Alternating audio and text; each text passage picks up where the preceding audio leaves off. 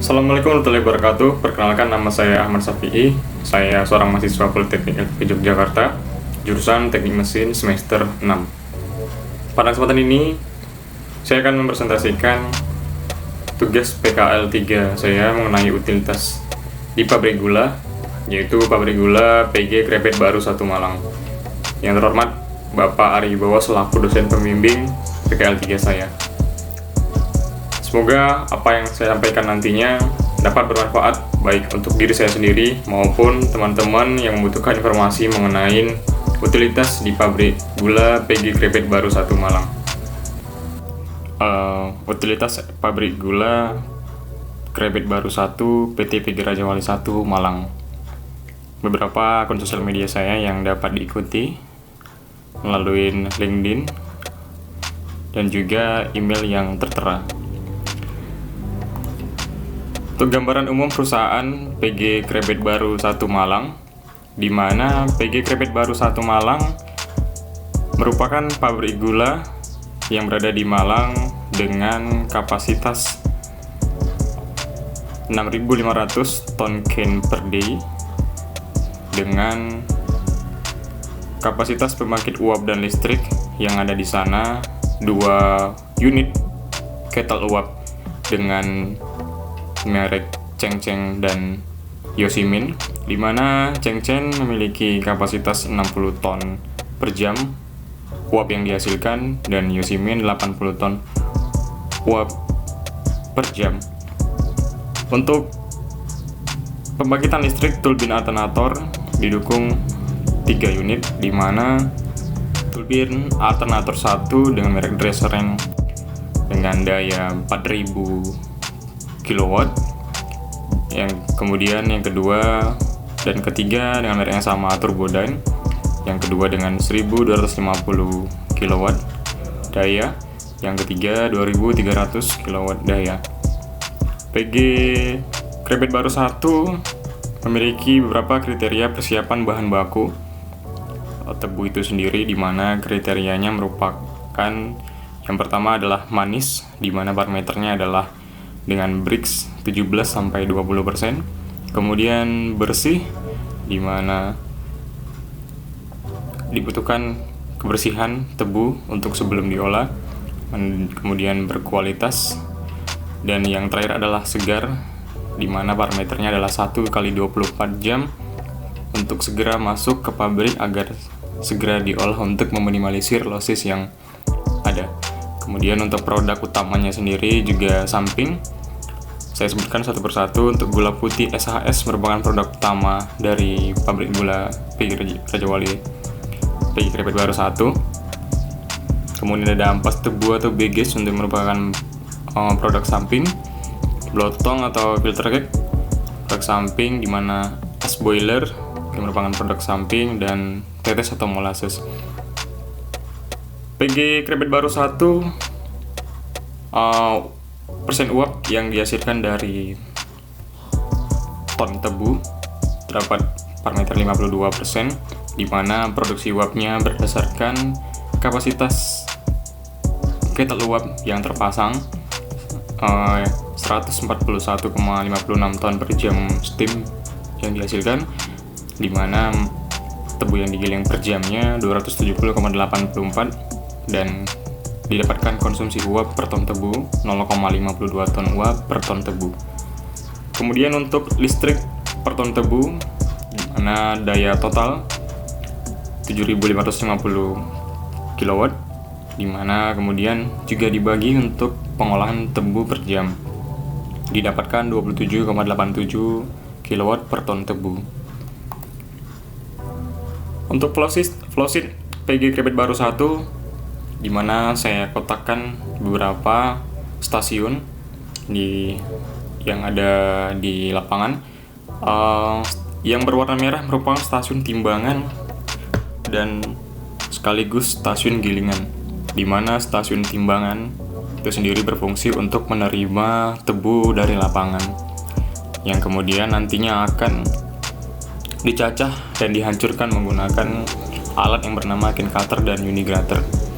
Kemudian nantinya diumpan untuk masuk ke gilingan menggunakan 5 tandem gilingan, di mana masing-masing gilingan dan sekaligus alat pekerja pendahuluannya memiliki penggerak turbin, juga ada haglun, sekaligus ada penggerak roda gigi peninggalan sebelumnya, roda gila kalau istilah lapangannya. Kemudian masuk ke yang berwarna biru merupakan stasiun pemurnian, secara prinsip menggunakan metode sulfitasi menggunakan gas belerang. Kemudian yang berwarna kuning merupakan stasiun penguapan yang berfungsi nantinya setelah dilakukan pemurnian air nira itu sendiri kemudian diuapkan untuk mendapatkan nira kental dan menguapkan air yang terkandung di dalam nira. Kemudian nantinya masuk ke stasiun kristalisasi, merupakan masakan, di mana nantinya masakan menggunakan masakan ACD untuk memperoleh kristal gula yang kemudian nantinya diputar di stasiun putaran. Ya, intinya langsung kemudian nanti melalui proses panjang dihasilkanlah gula melalui putaran HAS.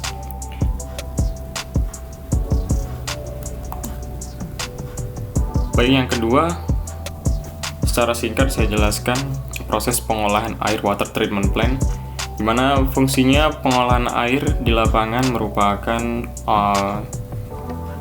hal yang sangat penting untuk boiler, di mana pembangkitan boiler menggunakan air karena jenis boiler digunakan adalah boiler pipa air. Fungsi water treatment plant sendiri merupakan sarana pengolahan air untuk memenuhi kebutuhan air yang bersih, di mana juga sehingga nantinya boiler akan membangkitkan uap yang baik dan mendukung efisiensi boiler. Oleh karena itu, air yang digunakan sebagai pengisi boiler harus diproses terlebih dahulu di water treatment plant untuk menghilangkan beberapa senyawa yang dapat merusak pipa-pipa boiler.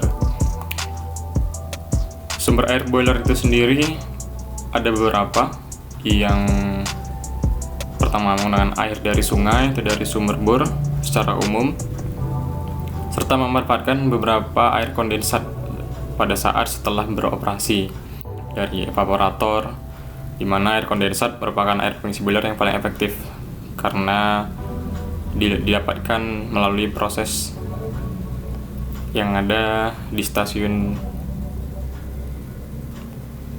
penguapan.